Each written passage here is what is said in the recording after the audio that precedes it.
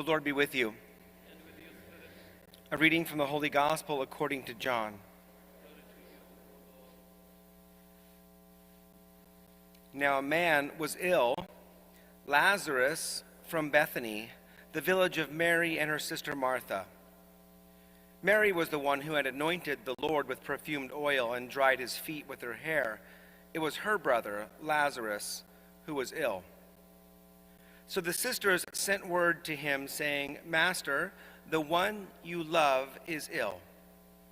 When Jesus heard this, he said, "This illness is not to end in death, but is for the glory of God, that the Son of God may be glorified through it." Now Jesus loved Martha and her sister and Lazarus.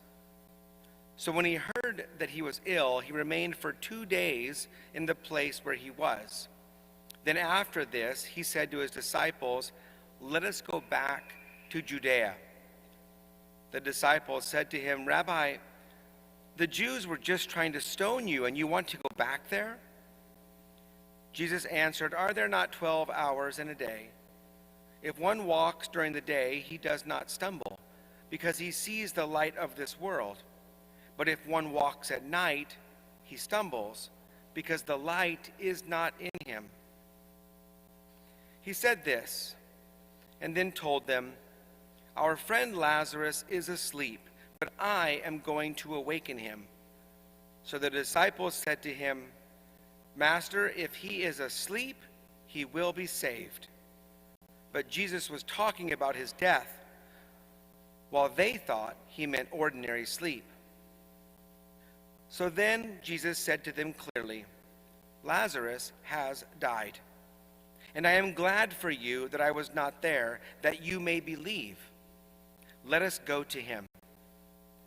So Thomas, called Didymus, said to his fellow disciples, "Let us also go to die with him." When Jesus arrived, he found that Lazarus had already been in the tomb for 4 days. Now Bethany was near Jerusalem, only about 2 miles away. And many of the Jews who had come to Martha and Mary to comfort them about their brother. And when Martha heard that Jesus was coming, she went to meet him, but Mary sat at home. Martha said to Jesus, "Lord, if you had been here, my brother would not have died. But even now I know that whatever you ask of God, God will give you." Jesus said to her, "Your brother will rise." Martha said to him, "I know he will rise in the resurrection on the last day." Jesus told her, "I am the resurrection and the life. Whoever believes in me, even if he dies, will live. And everyone who lives and believes in me will never die. Do you believe this?" She said to him, "Yes, Lord.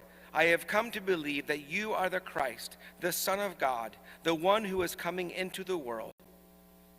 When she had said this, she went and called her sister Mary secretly, saying, "The teacher is here and is asking for you." As soon as she heard this, she rose quickly and went to him. For Jesus had not yet come into the village, but was still where Martha had met him. So when the Jews who were with her in the house comforting her saw Mary get up quickly and go out, they followed her, presuming that she was going to the tomb to weep there. When Mary came to where Jesus was and saw him, she fell at his feet and said to him, "Lord, if you had been here, my brother would not have died." When Jesus saw her weeping and the Jews who had come with her weeping, he became perturbed and deeply troubled and said, "Where have you laid him?" They said to him, "Sir, come and see." And Jesus wept. So the Jews said, "See how he loved him." But some of them said, "Could not the one who opened the eyes of the blind man have done something so that this man would not have died?" So Jesus, perturbed again, came to the tomb. It was a cave, and a stone lay across it. Jesus said, "Take away the stone." Martha, the dead man's sister, said to him, "Lord, by now there will be a stench. He has been dead for 4 days." Jesus said to her, "Did I not tell you that if you believe, you will see the glory of God?" So they took away the stone, and Jesus raised his eyes and said, "Father, I thank you for hearing me. I know that you always hear me. But because of the crowd here, I have said this, that they may believe that you sent me." And when he had said this, he cried out in a loud voice, "Lazarus, come out." The dead man came out, tied hand and foot with burial bands, and his face was wrapped in a cloth. So Jesus said to them, "Untie him and let him go." Now many of the Jews who had come to Mary and seen what had been done began to believe in him. The Gospel of the Lord. Thanks to you, Lord Jesus Christ.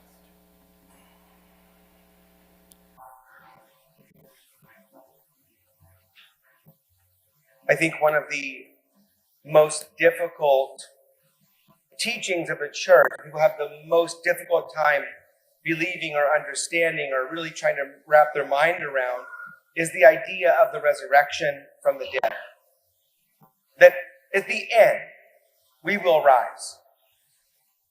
That is a solid foundational teaching of our church, that Jesus Christ suffered, died, was buried, rose again, and that we too, in baptism, when we are united with him, we too will rise. It is a pillar of our faith. It is the hope of our faith. It is the hope for those who we love, who have died. And we repeat it again and again, even as in the creed, which we will do next, that we believe in the resurrection of the dead and life everlasting. But it's a difficult concept for us to understand. I will tell you with all truth, Deacon Stephen, this is the easiest teaching of the church for me to understand. It is something that I go, oh yeah, well that makes perfect sense. Now I know it's counterintuitive. I know that it's hard. Most of us don't say, yes, that makes perfect sense. But I'm going to tell you why I think that. And this is why. Because the truth is that in my life, a very short life, I will admit, in my life, I have already experienced death and resurrection. Over and over again, emotional death and resurrection. When I was just a boy, only 10 years old, when I got news that my dad had been murdered. Emotional death and resurrection. It takes time. It takes time. But it occurs. When I have been broken in a variety of ways, whether it's bones, knees, shoulders, physical experiences of brokenness and death, physically, and now resurrection. All throughout our lives, I think if we look at our lives, we will see experiences in our own life of tragedy, brokenness, and death, emotional and physical. And in all of those ways, look, here we are. Here we are. Oftentimes, because of our faith, we bind ourselves to the church. We bind ourselves to those we love. We bind ourselves, and we are experiencing the healing work of God throughout our day, throughout our life.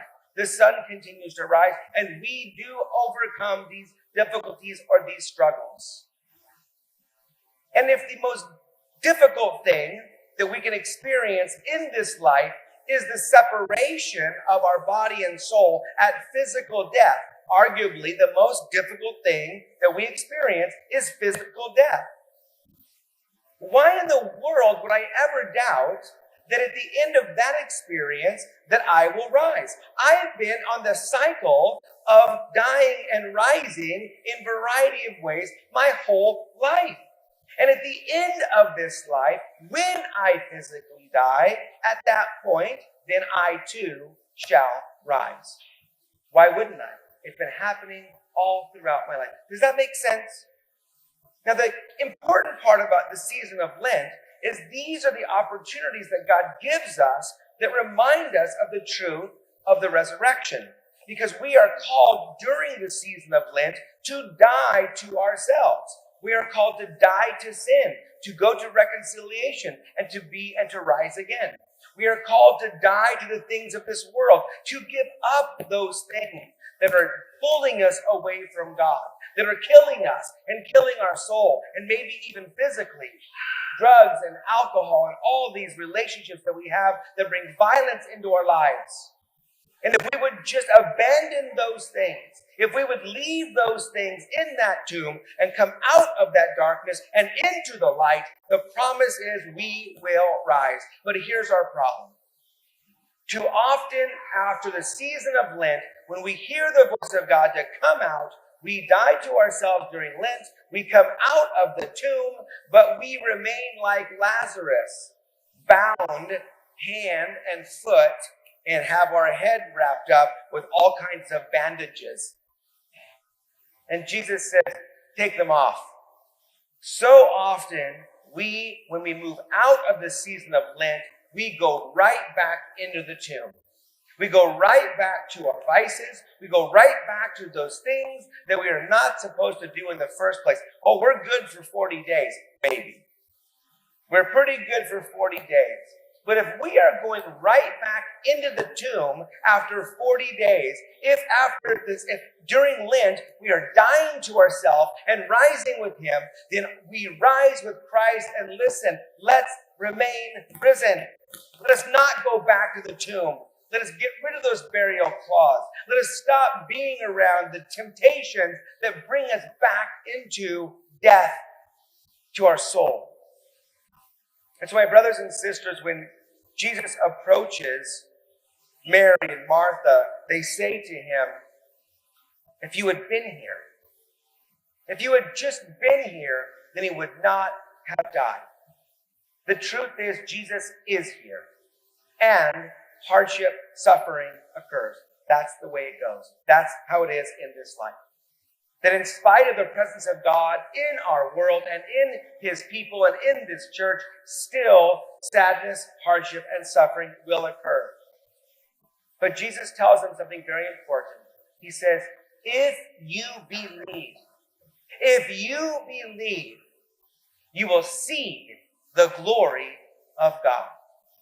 And so people of faith who believe in him, who have eyes of faith, we will see amazing things that God can do in our life and the lives of others. But it takes belief. And then we do what Jesus did, which is pray. He prayed to his Heavenly Father. Jesus didn't have to pray. He didn't have to go and say, Father, I know that you believe in me and I know I want to say. He didn't have to do any of those things. He could have just done it. But he did it.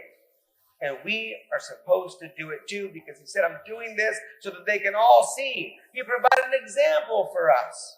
That if we want to rise and we want others to rise, we had better start being people of prayer. Because it's prayer that changes the world that we live in. It changes others. It changes us.